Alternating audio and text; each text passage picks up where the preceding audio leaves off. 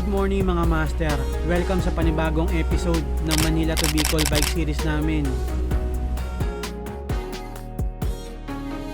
Episode 4 na tayo at gusto ko lang magpasalamat sa lahat ng patuloy na nanonood at sumusuporta sa series na to. Sobrang na-appreciate ko yung mga feedbacks at comments nyo. Grabe, solid. Sa last episode, finally nakarating na tayo sa Bicol. Sobrang daming ahon ang dinaanan natin at sinabayan pa ng init ng panahon. Pero syempre, malayo-layo pa tayo sa final destination natin, ang Legazpi, Albay. Kaya tara, simulan na natin ang episode 4. Let's go! Time check, 4:22. Nagra-ready na kami para mag-ride out. At dito kami nagstay, RA Valencia. Ayan. Next target, Legazpi sa Kagsawa. Oy, yun! Kagsawa rin. Nakaka 352 kilometers. Amen. Amen. Good morning, guys. Ride safe. Let's go.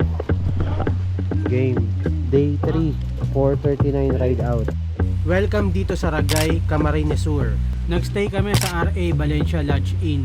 Nakita lang namin to sa Facebook. Maganda naman yung nakuha namin transient. Sobrang mura pa. 2,000 lang, good for 10 packs na. Masarap din yung silog meals nila. Sobrang maaga lang kami umalis kaya tulog pa daw yung nagluluto. Kaya hanap muna tayo ng makakainan.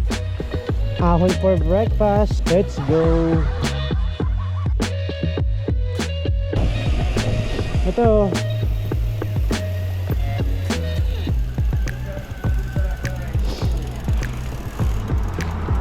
Parang wala pa.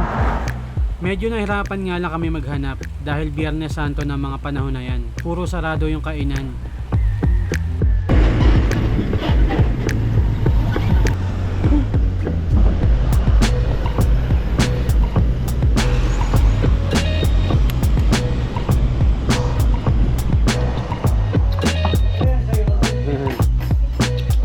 Hindi ka dito. Sasabit kita sa bag ko. Di ka. Di ka dito. 5 kilometers din yung inahon namin bago nakita itong karinderyang ito. And actually, sarado talaga sila. Pinagbigyan lang nila kami.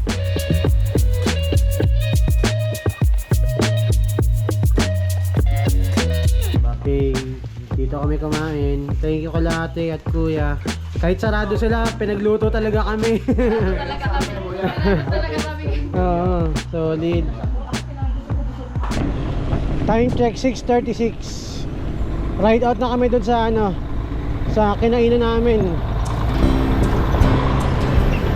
Nakaka 362 kilometers na. Laking truck. Bali ang ruta namin ngayon day 3 ay mula Ragay papuntang bayan ng Uwas. Ang original plan talaga ay makapunta ng Legazpi. Pero buti na lang nagsuggest si Kuya Jojit na doon na lang sa bahay nila sa Uwas magstay.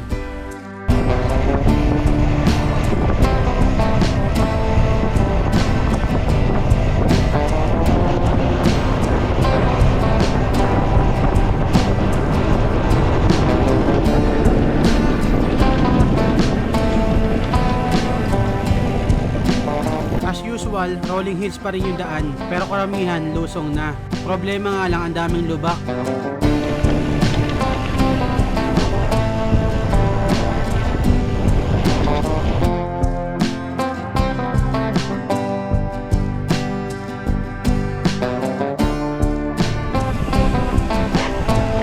Lalim niya.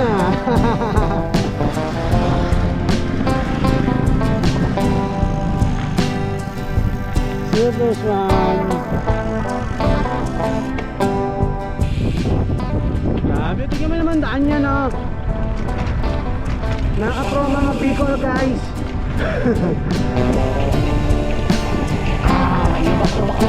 Lubak.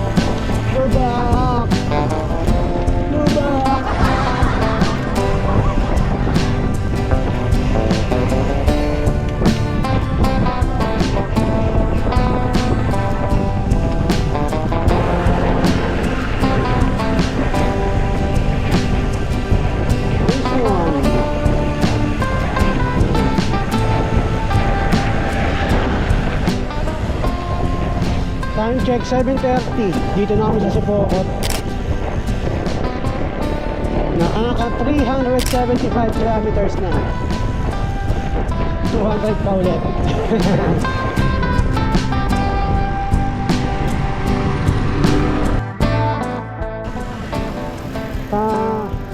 Daet Baluwa, Naga Legazpi kanan.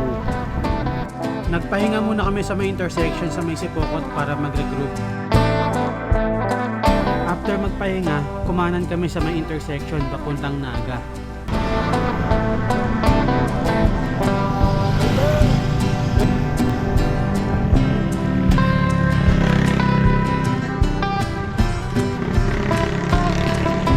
Ayun, ligmanan na. Time check ay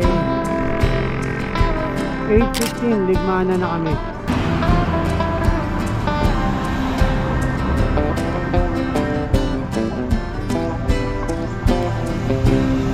Ligmanan.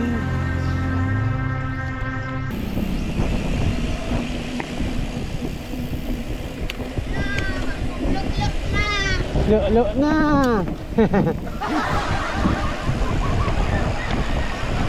Lokong bata yun. Dito kami sa Libmanan. Lubak-lubak pa rin as usual. At this point, ramdam na naman yung pagkalaspag. Hindi na kami nagkakasabay-sabay. Given naman talaga yung kapag malaking grupo kayo. Hindi kasi pare-parehas ng lakas ng bawat rider.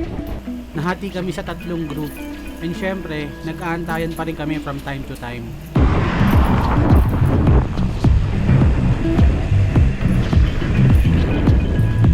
Pagdating namin sa Libmanan, puro patag na ang daan.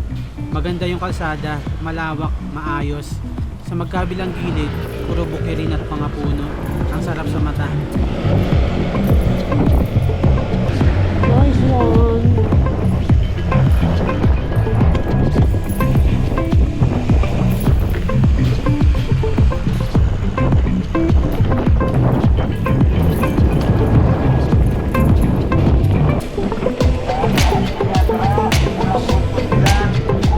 Ligmanan town proper, let's go. CR break.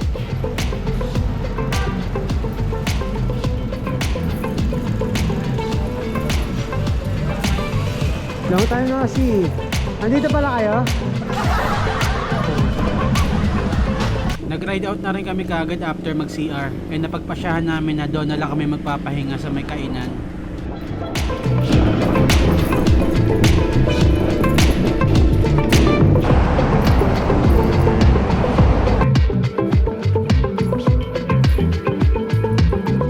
Marcado News Media. Dito kami sa Gen Food House. Mga 10 o'clock nagpahinga muna kami. Kumain na rin at nagkape pambawi ng lakas. Nakaka 395 kilometers na tayo. Konti na lang. Dito kami kumain sa Jen's Resto Bar. Along highway lang yan. Solid. Ride out na ulit. Time check 10:46. Hey. Last 95 kilometers. Let's go. Balik na tayo ng lagi. Thank you.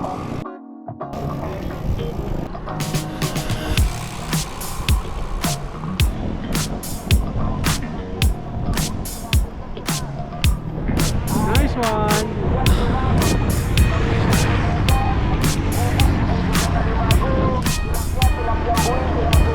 May nakabang.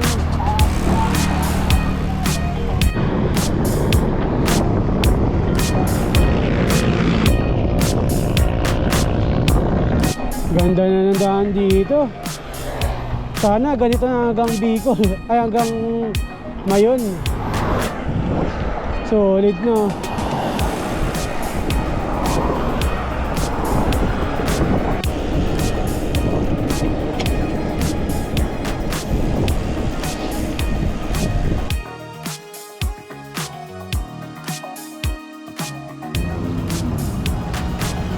Pamplona town proper kaliwa. Pasakaw kanan. Naga diretso. Dumiretso lang kami papuntang Naga. 81 kilometers. 11:28. 81 kilometers ba? Nice one. Unti-unti tayo lumalapit. Grabe init. Oo. 7 Evelyn muna tayo. 408 kilometers. Sa sobrang init, every 10 kilometers nagpapahinga kami. Dagdag mo na rin yung laspag na rin talaga. Ramdam na namin yung pagod sa pagpadyak ng ilang araw. Okay, time check. 12:07. Ride out na ulit kami. Nakaka 408 kilometers na. Unti-unti lang. Dito kami sa San Fernando. Simula Libmanan, puro patag na yung dinadaanan namin. And sabi nila, hanggang Legazpi na daw to.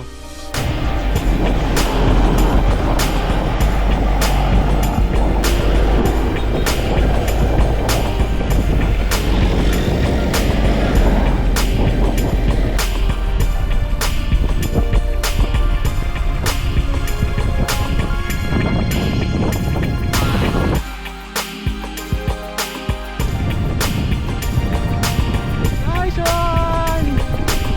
Woohoo!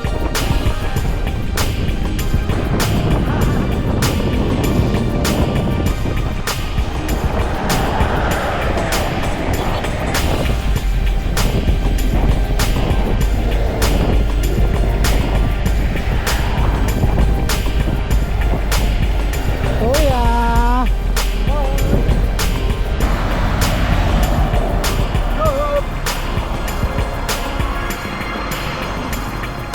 Tara na, Bicol!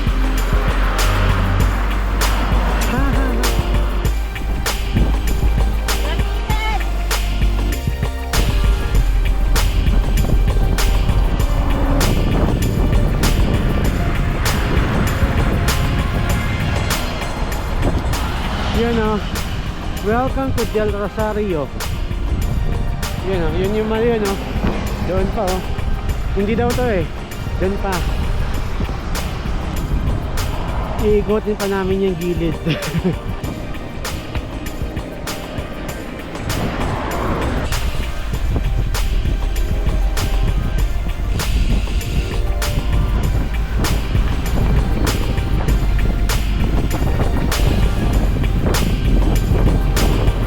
Time check 12:42. Dito na kami sa Naga. 419 kilometers. Saktong 10 kilometers nung dumating kami sa Naga. Hindi talaga namin kaya yung init, kaya nagpahinga ulit kami. Grabe init. 40 degrees. Time check 12:49. Dito kami sa Robinson's Place, Naga. Super init. Yeah. Tindi. 40 degrees all the way. 45 ba? Ngayon, ang 39 na. Kuya Leo, kamusta ka naman dyan? Laspag? Laspag, ang init eh. Sobrang init. Master, sarap na upo. Oo. Laspag, di na makatayo. Hihiga ka pa kanina eh. Pahinga muna kami. Mga 15 minutes din kami nagpahinga. Nag-rehydrate lang at nag-refill ng mga tubig. Umabot ng 45 degrees yung init, kaya hindi na namin pinilit magtuloy-tuloy. After nun, binaybay lang namin yung Almeda Highway. Kumanan lang kami sa may Robinson's Place, Naga. Almeda Highway Bypass Road yung tawag dito. Konti na lang. Last 60 kilometers. Nasa, ano na kami? Legazpi. From Naga, diretso na to papuntang Del Rosario. Same pa rin yung labas. Lalabas ka pa rin sa Maharlika Highway. Ang downside nga lang sa mga bypass road, open na open yung kalsada. Halos walang puno sa gilid, kaya tagos na tagos sa balat yung init.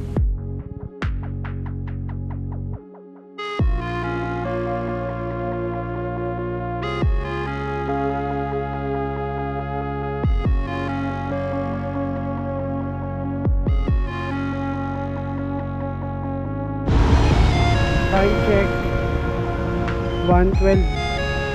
Dito pa rin kami sa may ano, papuntang Kagsawa.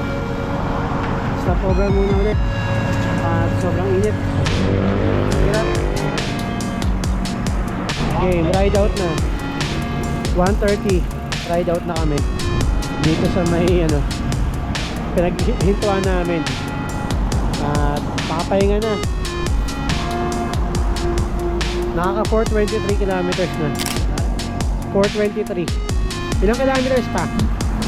Mga 50 pa, no? 56 na. Last 56 kilometers. Unti-unti lang. Tiyaga-tiyaga. Baby steps.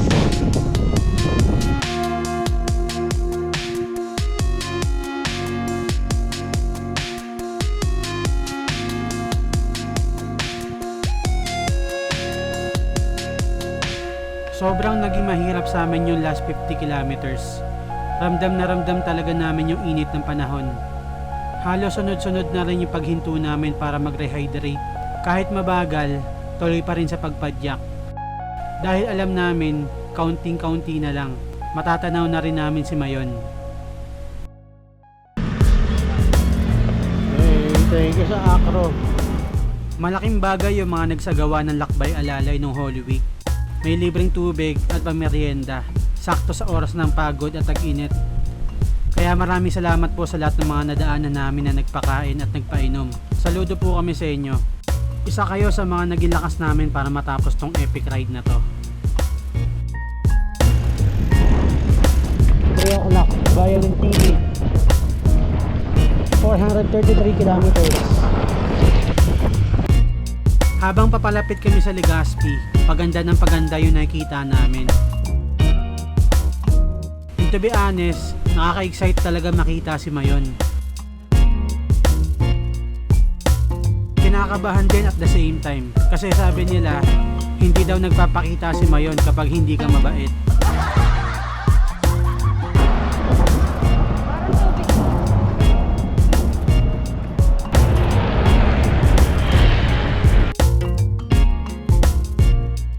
Yung pacing namin, mga takbong 10 to 15 na lang.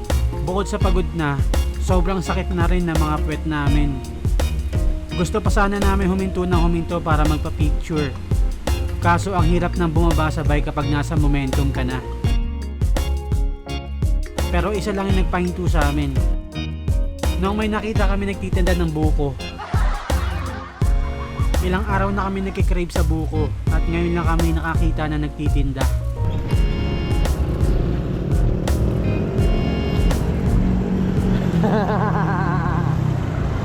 Huli. Busy. Sarap eh. Yung gusto ko yung ganyan, no? Yung Busy. Mula sa bayan ng Baaw kung saan kami nagbuko break, kumanan lang kami papasok ng bypass road. At bigla ako nabuhayan ng loob nung nakita ko yung napakagandang tanawin na to.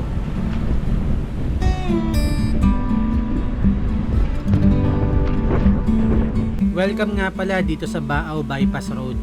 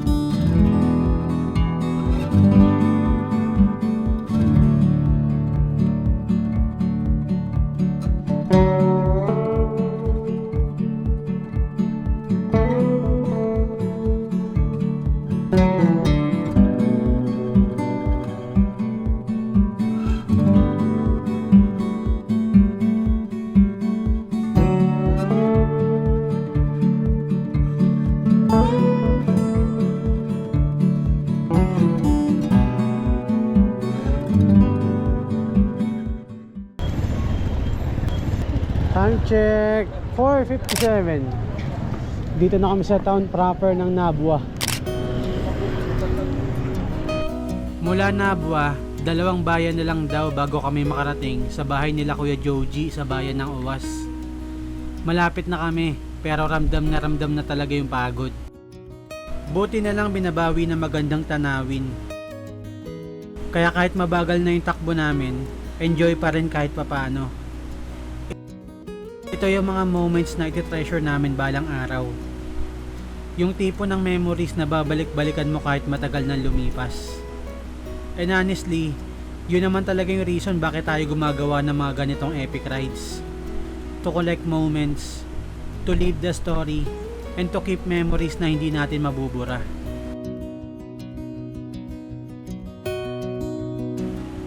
Kanina pa masama yung pakiramdam ni Ate Christy. Pinipilit na lang talaga niya ipadya kahit dahan-dahan.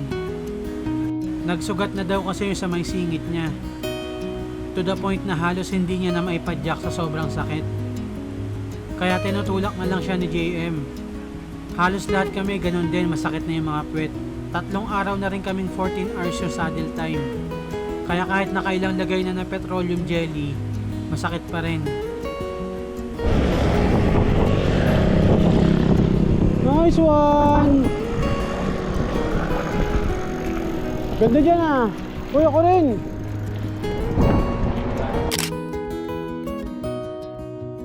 Tinatamaan. Oo. Selfie! 1, 2 1, 2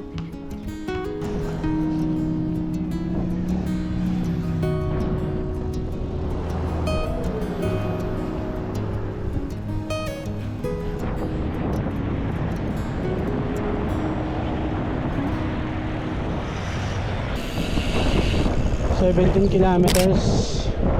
Isang oras, kaya yan.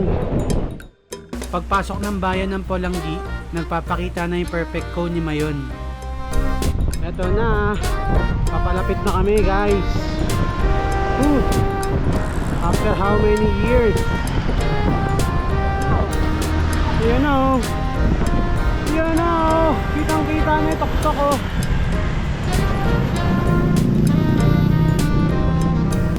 Ate Emily! Tingin sa kaliwa!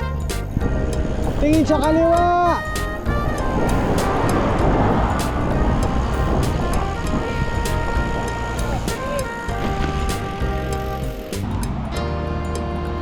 Yan na, pasilip na.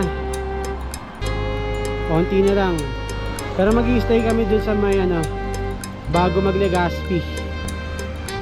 Next year lang yung mga kasama namin.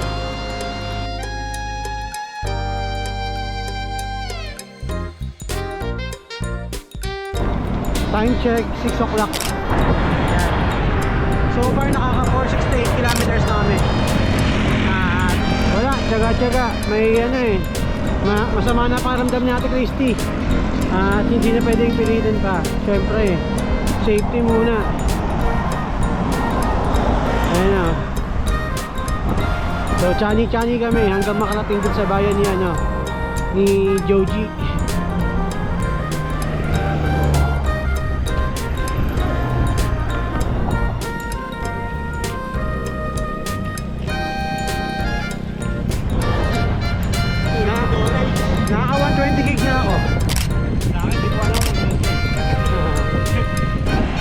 Kitang-kita na guys. Kitang-kita na. Buti walang ulap na. Napakalayo pa.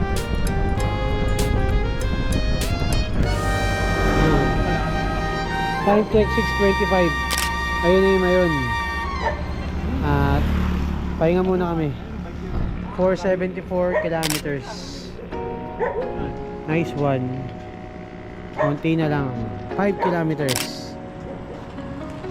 After ng water break, pinadyakan na rin namin yung last 5 kilometers. Saktong 7 ng gabi kami dumating sa bahay nila Kuya Joji.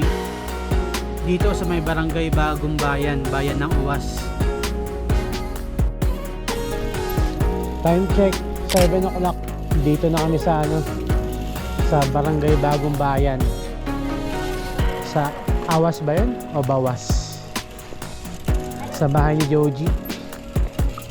Nakaka 480 na kami, sakto. 480 kilometers. Pagdating namin sa bahay ni Kuya Joji, may nakahanda na kagad na pagkain. Pansit bato.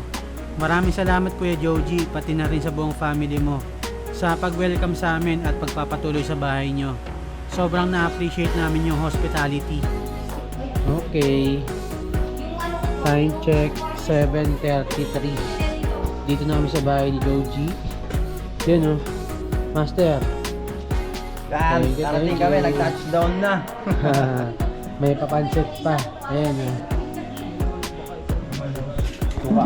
Pansit ano to? Pansit pa to. Pansit bato. May laing pa oh. Yan, lahi. Yan. Pag sila kainin mo, sa pakasabihin mo, hindi ka nakatulog. Oo nga no. Hindi ka talaga ng sigil.